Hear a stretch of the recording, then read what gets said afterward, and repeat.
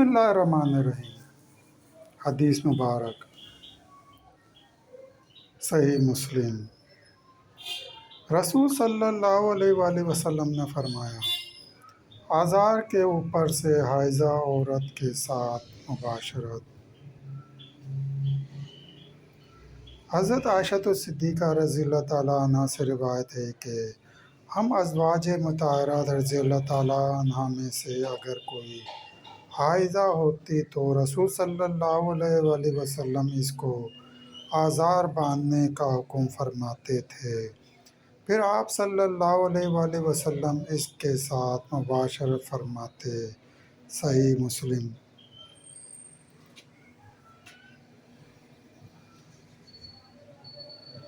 سیدہ عائشہ صدیقہ رضی اللہ تعالیٰ عنہ سے روایت ہے کہ ہم میں سے جب کسی کو حیض آتا تو اس کو رسول صلی اللہ علیہ وآلہ وسلم آزار باندھنے کا حکم فرماتے، جب اس کا خون حیض جوش مار رہا ہوتا پھر اس کے ساتھ رات گزارتے۔ سیدہ عائشہ صدیقہ رضی اللہ تعالیٰ عنہ نے فرمایا، تم میں سے کون ہے جو اپنی خواہش پر ایسا ضبط کر سکے جیسا کہ رسول صلی اللہ علیہ وآلہ وسلم کو اپنی خواہش پر کنٹرول حاصل تھا۔ صحیح مسلم۔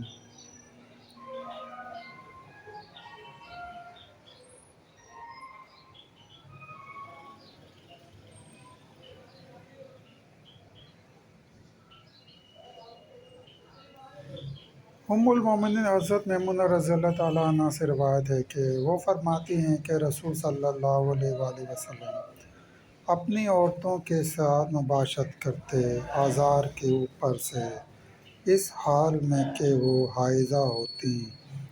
صحیح مسلم۔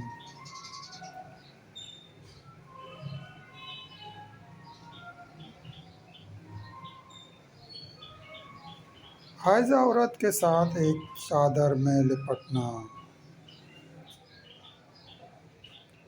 حضرت سیدہ میمونہ رضی اللہ تعالیٰ عنہ سے روایت ہے کہ رسول صلی اللہ علیہ وآلہ وسلم میرے ساتھ لیٹے ہوتے اس حال میں کہ میں حائضہ ہوتی۔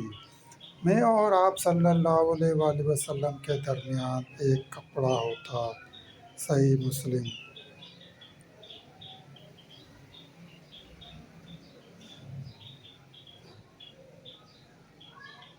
حضرت ام سلمہ رضی اللہ تعالیٰ عنہ سے روایت ہے کہ میں رسول صلی اللہ علیہ وآلہ وسلم کے ساتھ ایک چادر میں لیٹی ہوئی تھی کہ مجھے حیض آ گیا تو میں چپکے سے بستر سے نکل گئی، بس میں نے اپنے حیض والے کپڑے لیے تو رسول صلی اللہ علیہ وآلہ وسلم نے مجھ سے فرمایا کہ کیا تجھے حیض آ گیا ہے؟ تو میں نے کہا جی ہاں، تو آپ صلی اللہ علیہ وآلہ وسلم نے مجھے بلایا اور میں آپ صلی اللہ علیہ وآلہ وسلم کے ساتھ چادر میں لیٹ گئی۔ آپ رضی اللہ تعالیٰ عنہ فرماتی ہیں کہ وہ رسول صلی اللہ علیہ وآلہ وسلم جنابت میں ایک ہی برتن میں غسل کر لیا کرتے تھے۔ صحیح مسلم۔